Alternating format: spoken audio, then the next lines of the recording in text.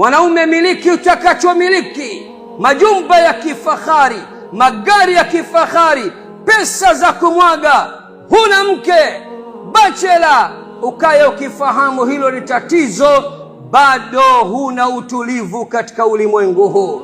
Ndugu zangu, kama hili halitoshi, Suratul Ra'd aya nambari 38, Allah anatuthibitishia ya kuwa hata hao mitume wateule wa Allah watukufu watakatifu walikuwa wanawake, walikuwa wenye wake, walikuwa wameoa wake.